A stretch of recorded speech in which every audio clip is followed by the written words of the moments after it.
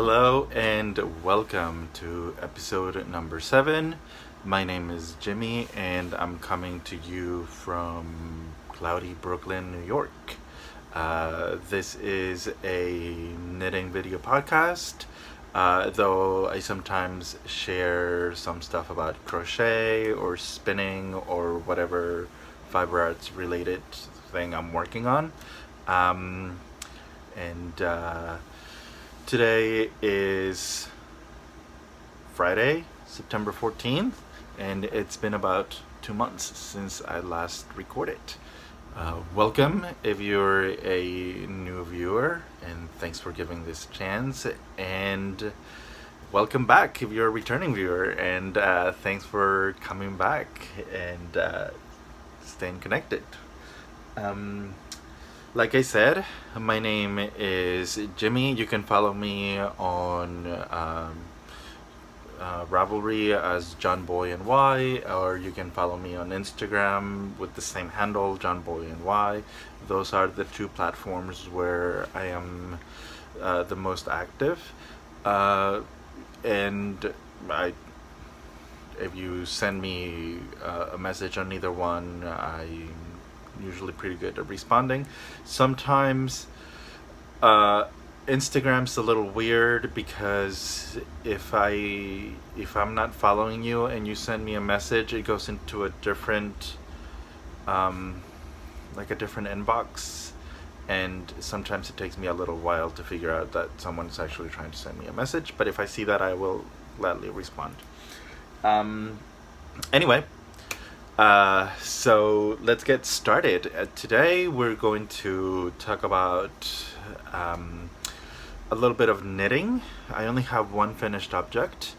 We're going to talk about a little bit of future knitting because Stephen West's MCAL is coming up, so I'm going to talk about a little bit with you about that, and I'm going to talk about a little bit of spinning because I've started spinning again with a passion. But anyway, so let's get started, and let me show you what I have finished. Like I said, I only have one finished object this episode, and that is the socks that I was working on last time that I recorded. These are the socks. The yarn is hand-dyed by AlexCreates. It's his ombré socks duos, I think they're called, the base, which is like a 2 skeins of yarn that are 50 grams, I think, and they have an ombre effect, right? And I knitted them both 2 at a time, and let's see what I did. I cast on. I did not follow a pattern for this. These are just pretty vanilla. I mean, the color on the yarn is pretty cool, so I didn't think that they needed to have any particular pattern or, you know, whatever. I did put like a little I'm not sure you can see, like a little traveling stitch sort of thing along the sock. I take them out. You can see traveling stitch across the foot of the sock that I did. But that's the only feature that I included, and it's really not that noticeable and doesn't really matter. But anyway, what did I do? I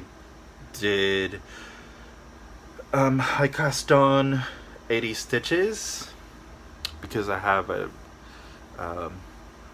big feet, chunky feet, and chubby legs too. So I did 80 stitches. I did a 2x2 ribbing. So I cast on a US 0, which I think are 2mm. US 0s, and I did about 20 rows, maybe 24 rows of ribbing, and then I switched to US 1s, which I think are 2.25mm, to work the leg. Then I did the traditional heel flap and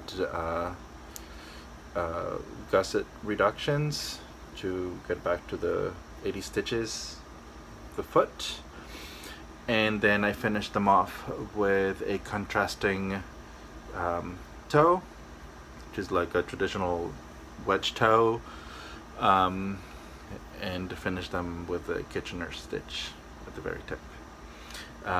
This yarn is some of the leftover yarn that I had from the Zweig sweater that I knitted for Connie.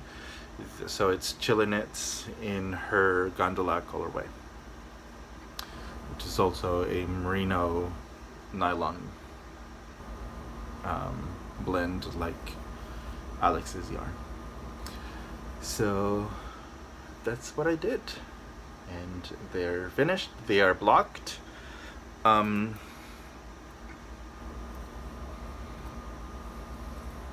These wire sock blockers, I got them at the Lion Brand studio a few months ago, maybe a year ago. I do not remember the name of the brand, but I'm sure they're pretty easy to find. I think I've seen them on maybe Webs online or Jimmy Bean's Wool, and I don't think they're that difficult to find. But anyway, socks do not need to be blocked.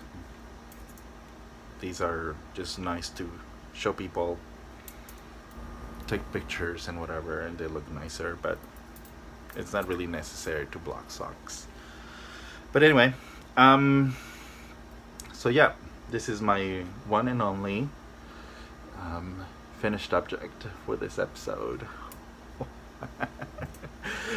But that doesn't mean I haven't been doing anything. I've been working on other projects. I just haven't finished any of those. But anyway,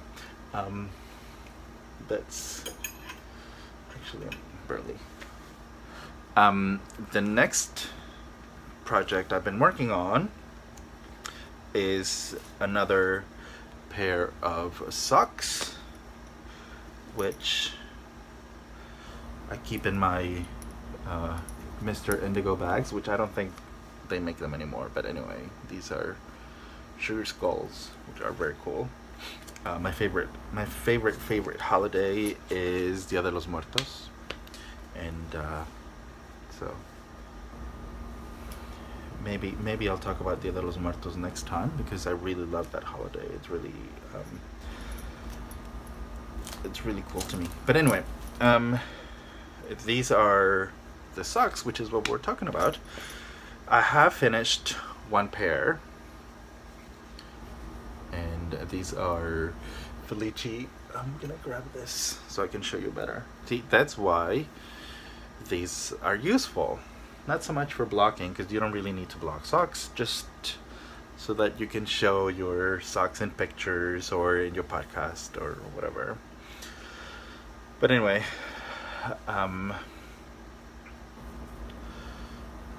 these are the socks I am working on, and see if you can see them.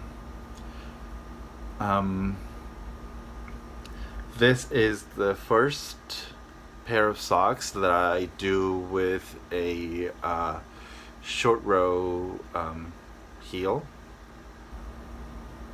and I'm gonna talk about that in a little bit because I'm pretty proud.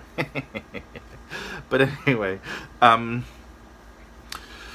so these socks are actually for my roommate because his birthday is coming up in about 2 weeks. And after the sordid confession that I made last time on my episode, I felt kind of guilty, so I thought I need to make him something. So the yarn, the self-striping yarn, is Knit Picks Felici. I think the color is called Stone Harbor, I believe. This yarn I got not from their website, but I got it from their stall at the Vogue Knitting Live event last January. They were selling them and it was pretty cheap, so I got a couple of balls of Felici because I wanted to try it. And I'm pretty satisfied so far, at least with this one. When this one sock. What did I do? My roommate and I have about the same foot size, and so I did 72 stitches for him because his foot is not as thick as mine. So I did 72 stitches. I did 24 rows on a US 0 again, 2.0 millimeter needle, and then I switched to a US 1 2.25. I'm not following a pattern, but I wanted to give it a little bit of like a ribbing texture. So I did like a broken rib sort of texture on the sock, which is for oh my god, 4 knits. 4 knits and 2 purls every other row, and then every other row is just straight knitting. Knits, no purls. And that's what it looks like. My roommate, like myself, have a fairly high instep, so I was a little bit concerned about doing a short row heel, but I wanted to try that because I wanted to preserve the self-striping sequence of the sock. So what I did was I experimented with doing increases. As you can see here, I increased the back of the leg on both sides. Right, I increased the back of the leg to have more stitches on the back, because typically the way you do heels is that you have half of the total stitch count on one needle, and then that's where you build the heel onto that half. But I wanted to have a greater number of stitches in the back so that the heel could be bigger.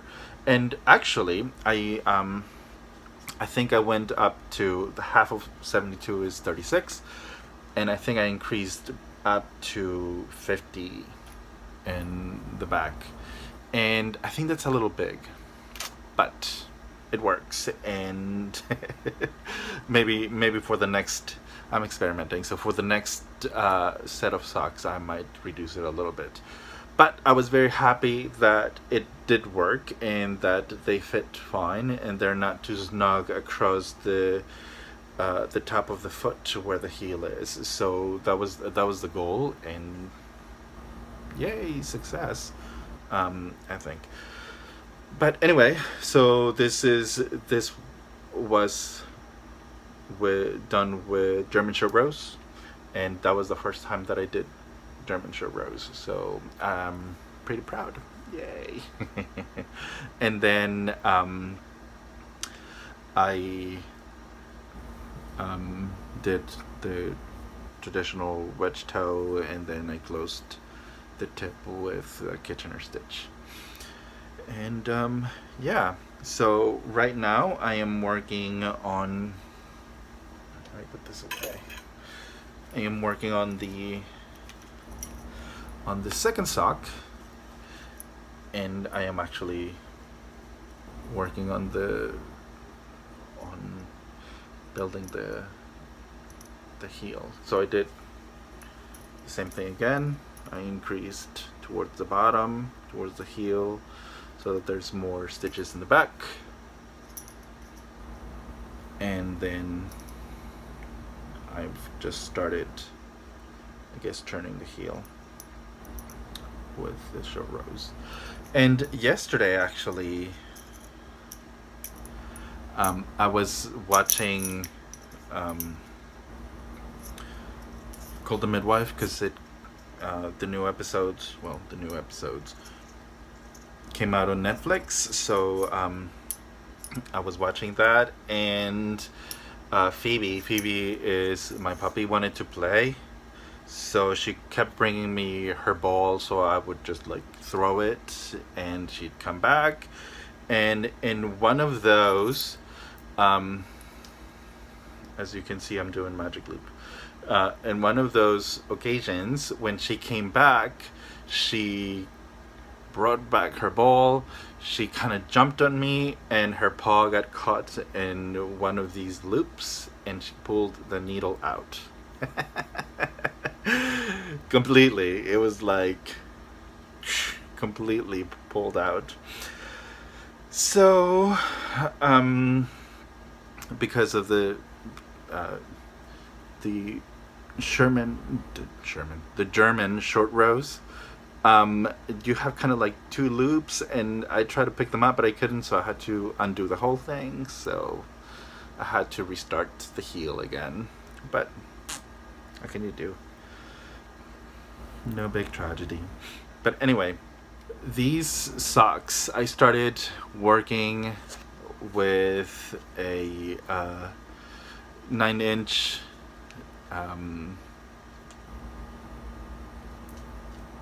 needle, which is here, Chagu's 9-inch needle, because I wanted to give them a try, because people like the boys from the Sweet Tea No Shade podcast, and I think Jacqueline Salem from Brooklyn Knit Folk, maybe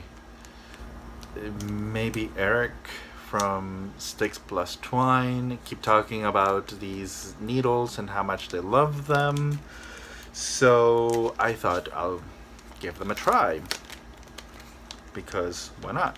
So I got a pair of 9-inch circular needles, but I did about half the leg of the other one with these, and they were really just too uncomfortable for me. Part of the advantages that they talk about it is that there is no laddering, for example, as with Magic Loop. It's faster, and just knit, and the fabric just kind of keeps sliding around the needle, and you don't have to worry about pulling needles, or with dpns you don't have to worry about maybe losing the stitches if a needle falls or whatever. And I tried them, but look, this is the size of the tip, right? And this is the size of my hand, right? So the only way I could possibly knit with these is if I hold them, if I use two of my fingers to hold them, there's really like very small amount of tip left where I can work from, right? So that was kind of uncomfortable. And after a while, I decided that I don't mind the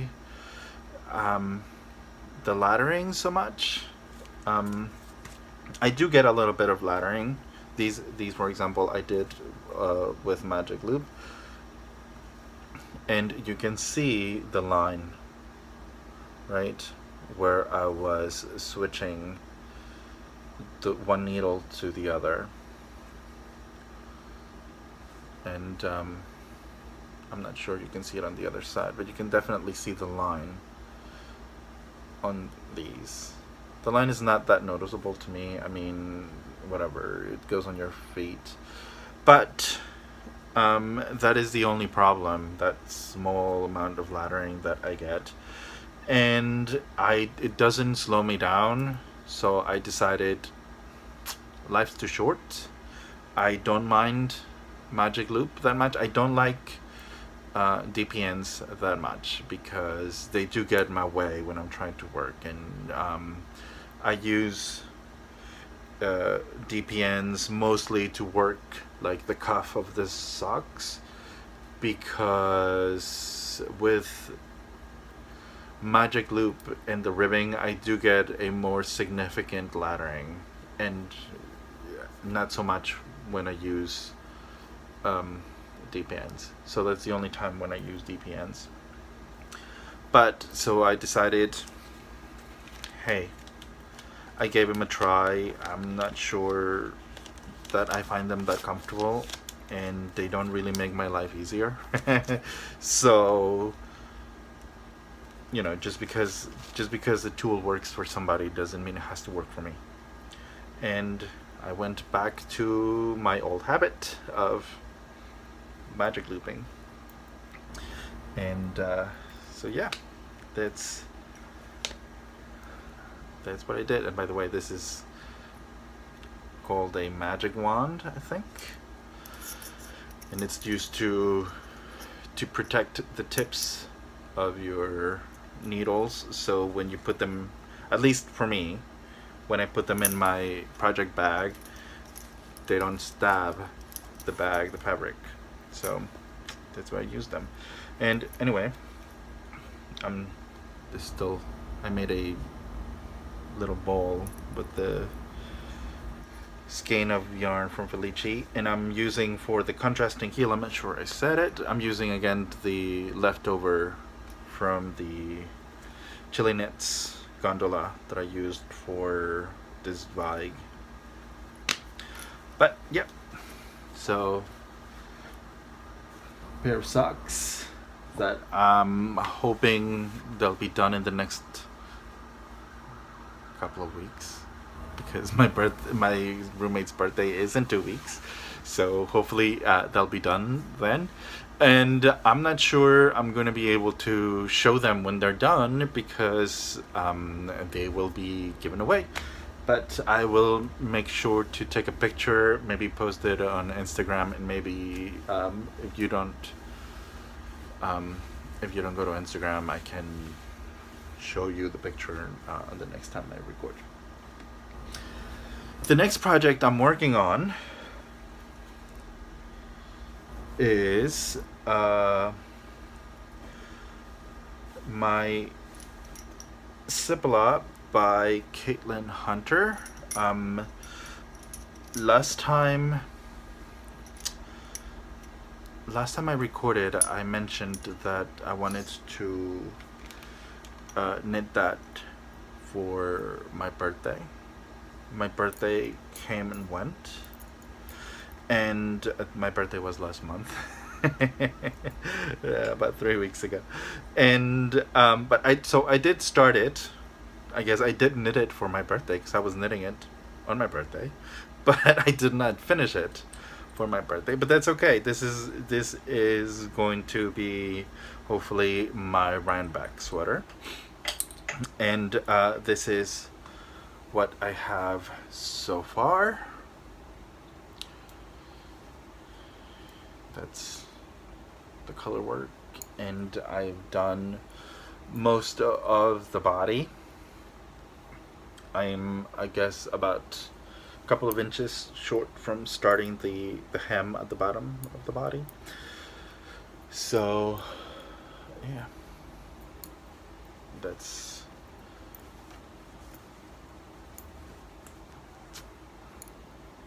it's pretty cool. I am using ChileKnitz in the Embers colorway, which is the gray with speckles, and the blue jeans colorway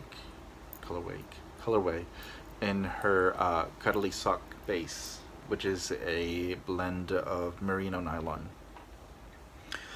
I did have to alter things a little bit because I think I mentioned last time that this sweater is designed. It's a woman's design, and it is designed as a boxy sweater, which means that the body is fairly wide, actually very wide, according to the pattern, and the sleeves are very tight, right? According, like to fit the body of the woman that is making it or whatever. But anyway, so I did not want to make it boxy because I'm a big boy and I don't need to remind people that I'm really big by making something that is like 3 times my size. Anyway, so I decided to make a body that would fit me comfortably, maybe with like 1 inch or 2 inches of positive ease, and I had to adjust then to the size of the sleeves that I needed, and find the yoke that fit the requirements, I guess. So I had to. The sweater comes in like in 7 or 8 sizes, I think. There is a huge range of sizes, but I think I had to go and do like maybe the extra large like yoke, so that I could end up with the sleeves for a body that would have been maybe like the extra large, like the almost the biggest size that the sweater comes in, and that I would end up with a body that was kind of like in the middle range of the sweater. But it fits. I've tried it on, and it fits me fine, so I'm pretty happy with that, right? I did a provisional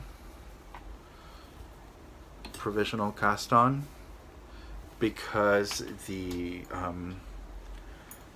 neck is a little too wide for my taste, so I'm going to pick up stitches and I'm going to close it in a little bit to make it a little narrower after I finish the bottom part. And then I'm going to pick up the sleeves. There is a little bit of color work towards the cuffs of the sleeves, and then it'll be done. So hopefully it'll be done by Rhinebeck, which is next month, in about a month. So yeah, and I'm using US Force, which I think is 3.5 millimeters. The yoke, I worked it with US 5s, I believe, which is 3.75, I think. I will confess that I did not swatch for this sweater. I'm using the same yarn, the same base, basically, as the Zweig sweater that I made for Connie. that I showed you last time. So even though that sweater had a little bit of pattern throughout the body, so the stitch count was different, I kind of had a good idea of what the gauge was going to be anyway, so I didn't swatch. And I got lucky that it worked out actually, but I was fully aware that I was taking a risk. So, but I want to tell myself that it wasn't just a lazy risk, that it was an educated risk. And that's my excuse, and I'm sticking to it. But anyway, so that's the Sipila that I have so far. Hopefully next time you see me, I'll have more of it done. And this is another magic one that I'm using and that I need to put back before this stabs all the yarns. I am actually alternating I'm alternating skeins of yarn, right? And because it's hand dyed, and this lives in my somewhat dirty field bag by the Fringe Supply Company, which I love. It's pretty cool actually. And I think that's all I have for knitting for this time. The next thing I want to talk to you guys about is, as you know, or maybe you don't, Stephen West usually does a mystery knit along in the fall, and it's that time of year again. So he's getting ready to release the clues next month. I think it starts October 5th. And he's already put out a call for yarns and for ideas, and there is all this buzz about the mystery knit along. And I participated for the first time last year with the Speckle and Pop shawl that I showed you on the first episode actually, that I recorded, and I had a lot of fun.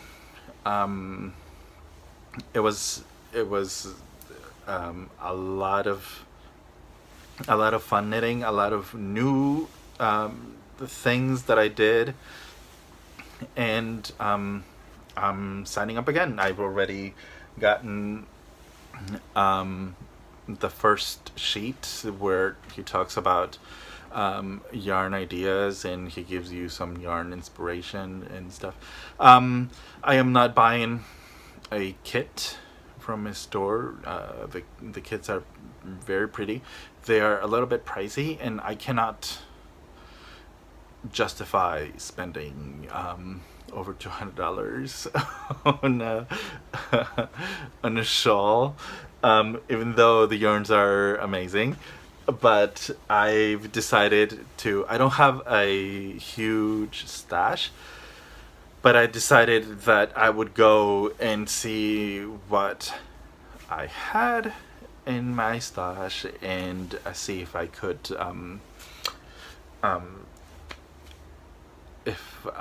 I could pull something together from what I had. And my idea was, my yarns are in my other field bag with my ChileKnitz. Look at that, isn't that cool? Buttons. But anyway, last Christmas I got this mohair from Amy's shop, Stranded Dye Works. Hand-dyed mohair from the UK, and think it's called, what is it called? I don't know what it's called. Oh, Sugar Plum. How Christmassy is that? But anyway, it's called Sugar Plum, and I knew that I had this mohair that I wanted to get my colors around. So I have this Malabrigo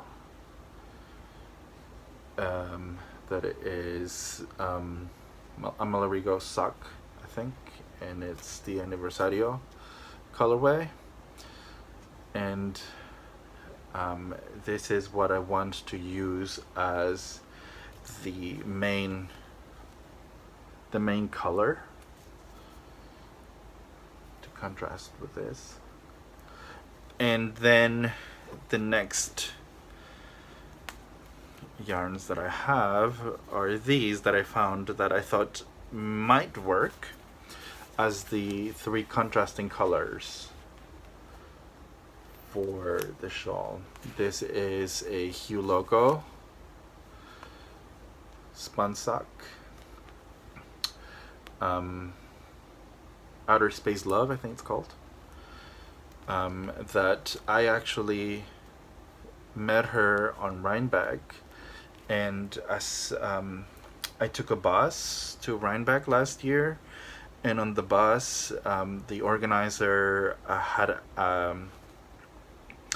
emailed a bunch of indie dyers to see if they wanted to donate some yarn for the writers to work on, to get excited about going to Rhinebeck and to get to meet to get to see some of their yarns. And Nicole from Hue Logo actually sent some minis for us to have, and I saw her on I saw her in Rhinebeck that day, and she was talking to Connie from ChileKnitz. So I said hello, and I said thank you for the yarn, and I said it was lovely and it was beautiful. It was a great gesture, and she was so kind that she gave me a full skein of yarn, because she's like, do you want to try a full skein? And I was like, sure, yes. And so she gave me this, and I think I'm going to use that.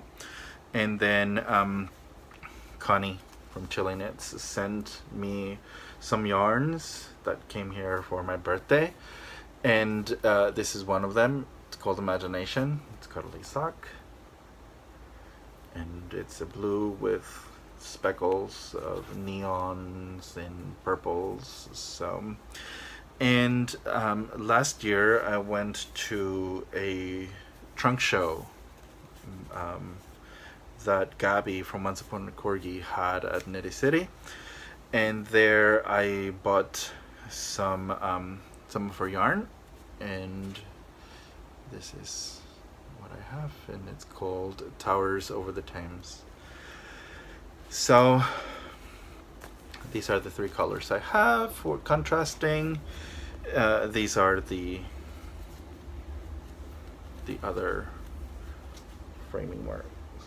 So I definitely want to use these 2, and I might debate these 3 contrasting colors, but I kind of like the way they look.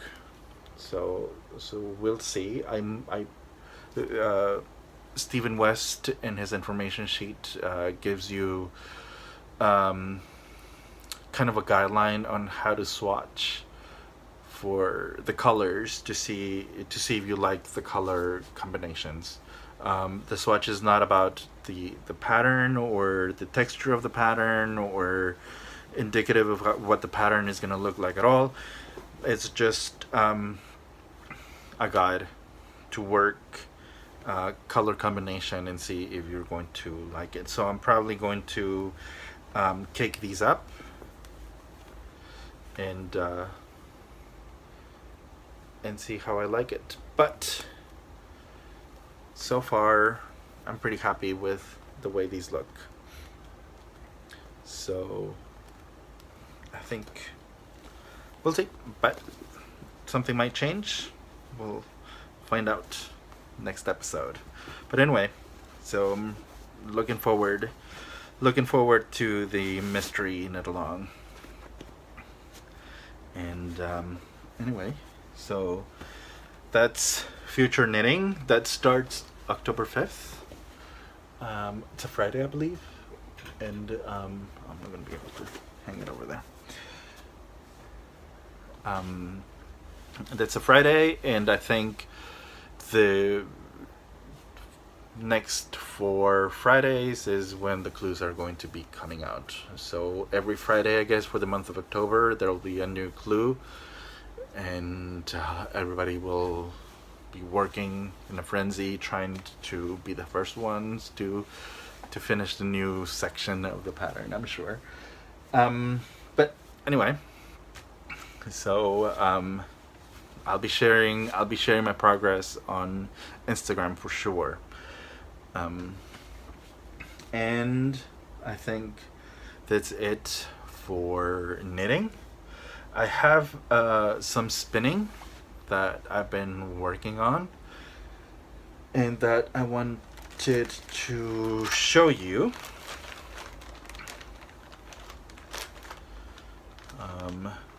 But let's see. Last month I got because it was my birthday, like I mentioned, I got a new spinning wheel, and I've been spinning like crazy because I love it. I got a Schacht Sidekick, which I'm sure you've seen. I've included some spinning on the intro video, but I'll put a picture here to remind you what it looks like. And I spun this. This is some Into the World fiber that I got last year from Woolen in Brooklyn, a local yarn store. And this is what I did. I didn't do all of it on my wheel, actually, because I bought this last year. I was experimenting with different types of it's cloudy, so the light is changing weirdly. I was experimenting with different types of spindles and things. So half of this I spun on drop spindles or Russian spindles, and half of it I spun on my wheel. I got about 500 yards, and it's about 120 grams of fiber. So it's kind of from the wrap sprint that I got, it's kind of it goes from maybe like a sport to a light fingering kind of yarn. And yeah, so this is what I did. It's pretty happy. Actually, I've noticed that I seem to underply because I'm afraid that I'm going to overply, so I think I overcompensate the other way. And what does that mean? Underplying means that the yarn does the two plies are not as tightly together as they could be, to make it a stronger, nicer yarn, I suppose. So some parts are actually visibly underplied, like, I don't know if you can see that. I don't know how to show you that. See, it's very loose, like the the plies wrapped around each other are kind of loosely wrapped.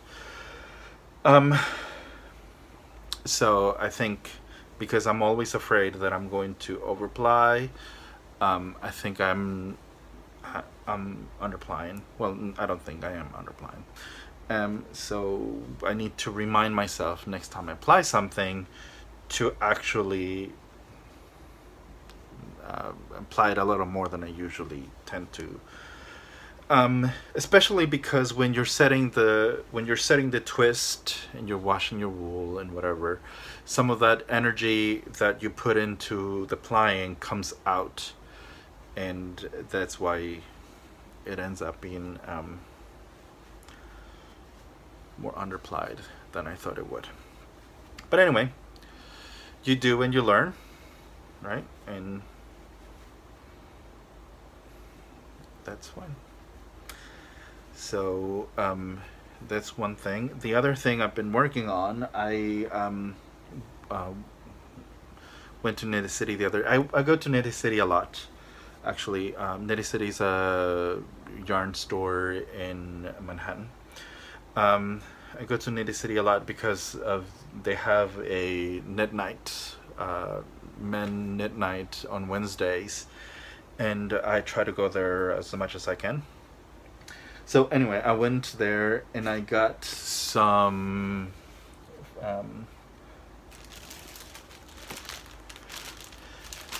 silk hankies. I don't know if you know what silk hankies are. Silk hankies are silk cocoons that have been spread out over a frame, and then they get dyed and you spin them from there. And I got a couple, and I spun 1 ounce into this bobbin.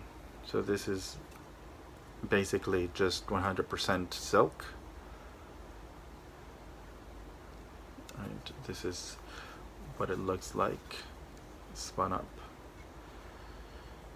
Right, and I got some Malabrigo,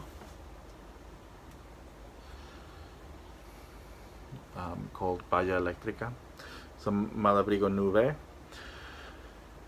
and I spun half of it into one bobbin, and then I'm spinning this other half. I mean, this is not the half, but I've spun quite a bit from this onto another bobbin, and then I'm going to do a traditional 3-ply with 2 plies from the merino and 1 ply from the silk, and we'll see what it looks like. I'm hoping that it's going to turn out like a fingering. Like a fingering weight. When I finish it, I'll show you next time. And yeah, so that's what I have. Something else that I got, because of the wheel that I got, I kind of went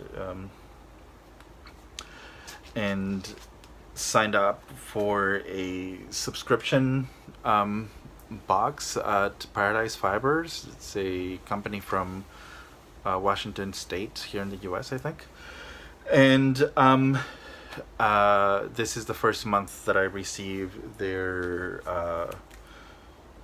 Club of the Month, the Fiber Club of the Month thing. So I'm going to show you what I got. If you don't want, I suppose if you sign up for this, you've already gotten your box. So I'm not sure that this would be a spoiler, but spoiler alert. If you don't want to see this, then maybe skip this next part. And yeah. So anyway, the theme, I guess the theme of this month's club was kind of like back to school sort of thing.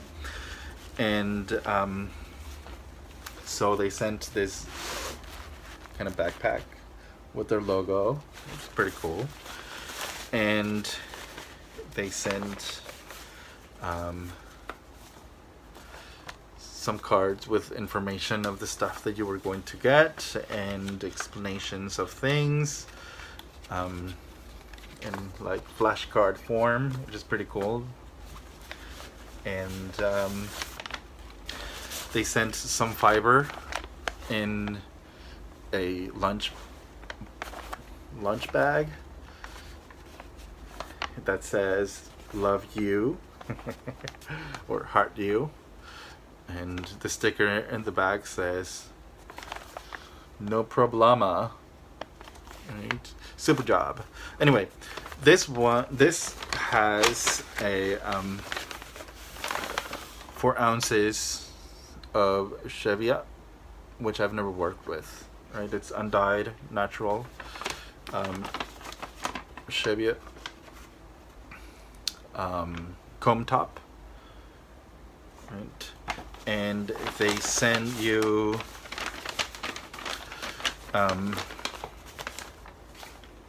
a kind of a kit for dye-in.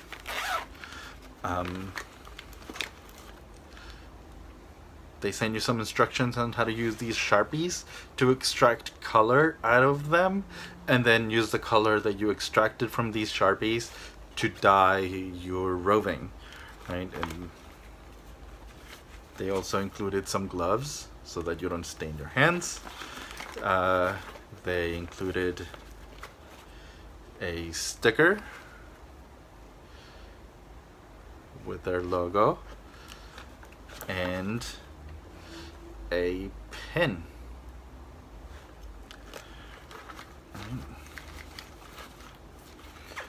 So that's part of what they included.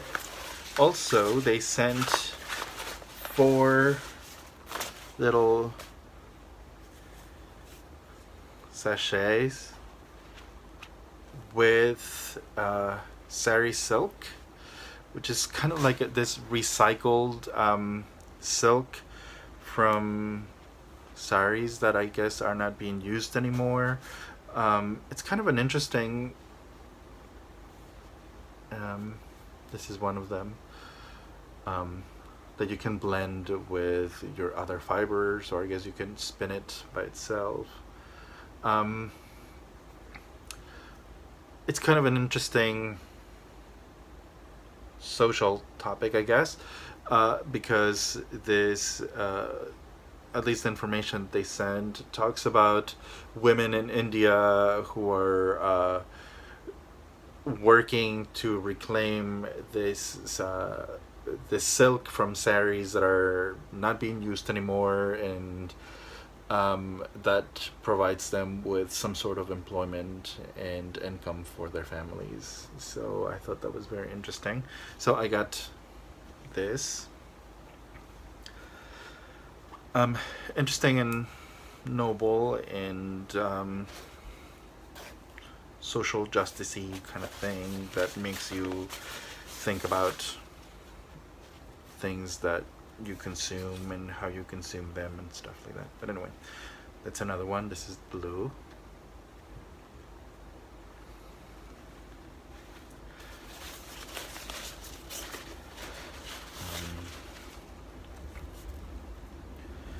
This is kind of brown with different specks. Well, it's not really brown. It doesn't look brown in the camera. It looks brown to me, but I'm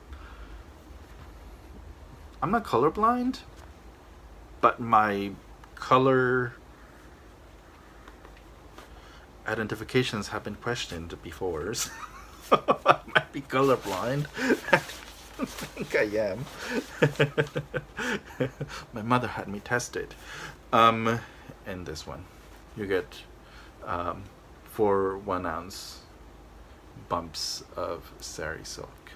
So that's what I got. Pretty cool. I don't know what I'm going to do with this yet, but I'm looking forward to start experimenting with the stuff that I got from their club. I was very satisfied with what I got, and like I said, they send you information like the cheviot, the sari silk. They send you like a tutorial on how to dye the fiber with the materials they sent you. So it's pretty cool. Very happy with what I got. Looking forward to building my fiber stash, because I have a blending board that I want to get using to make some roulads and stuff like that. And the other thing that I got from Knitting City was this roving, this comb top, also from Malabrigo, called Indiecita, that I'm going to spin up next. So someone asked me, Lucy I think it was, on Instagram, about my experience spinning Malabrigo Nube, because she's read some comments about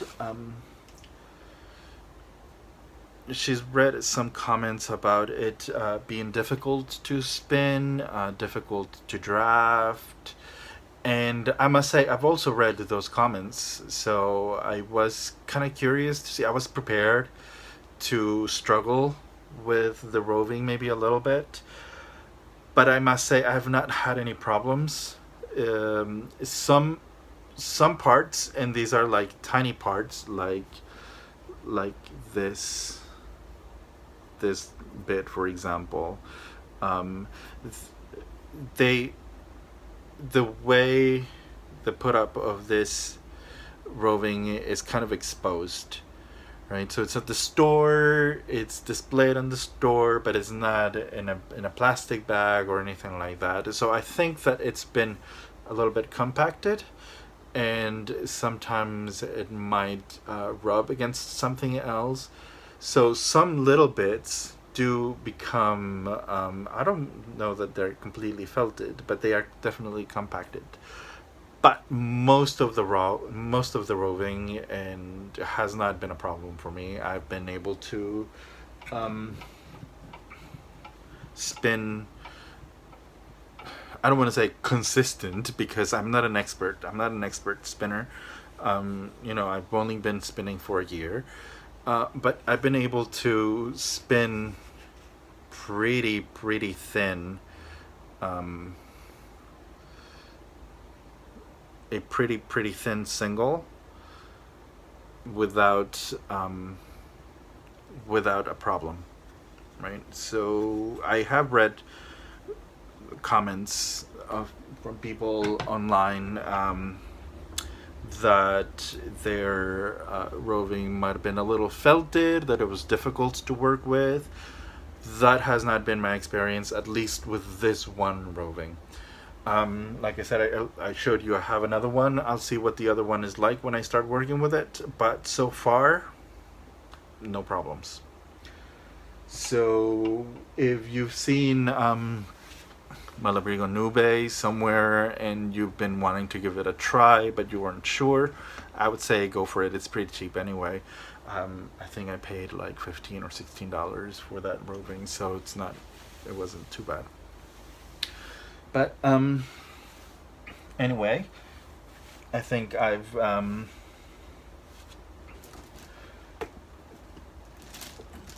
babbled on for a bit on that. And the last thing I wanted to show you was some yarns that I got.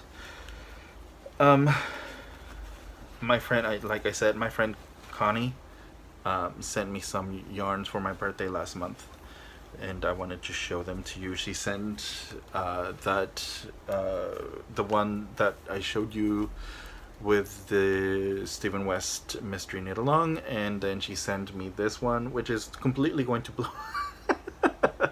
It is so bright. It's like highlighter yellow, and I love it. I don't know what I'm gonna do with it. It's so bright. Can you see it? It's called Sol. sun. And it's pretty cool. I love this color. And I don't know what I'm gonna do with this, but I'm going to use it soon on something. Anyway, so I got this, and I also got this color. Not next month, in 2 months, November, there is a festival happening in Barcelona for the first time, Barcelona Knits, and Connie from ChileKnitz is going to be going as a vendor to this event, and she's designed a few colorways, new colorways that are going to be inspired by this event, and she sent me a preview of one of her colorways called Gaudi, and I'm not sure I'm allowed to show it to you, so I'm going to show it to you, but I might have to alter the color a little bit. But this is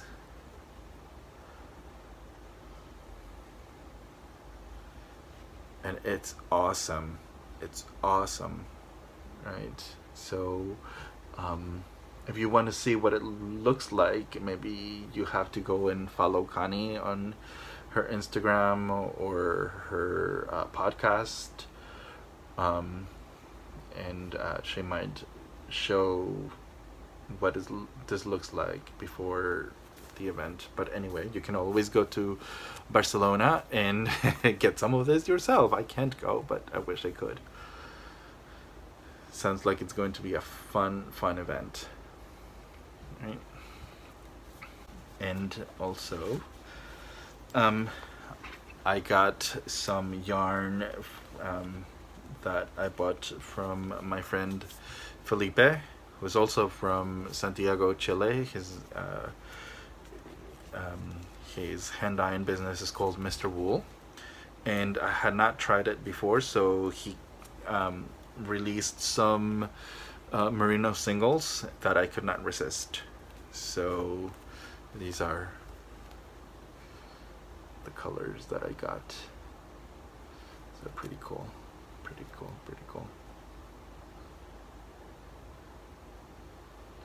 Right, this one is called Soul, and this one is called Absolutely Naked. Yeah, that's me. But I think that they were pretty cool colors, and I love. They're so soft. You know, that's the classic test on how soft wool is, right? You go to your face, you're like, so soft. But yes, and he also included some of his alpaca sock in his package, which is very kind. I do not know the colorway for this. It might be inside the ball band, but I haven't taken the ball band out. But anyway, it's very cool.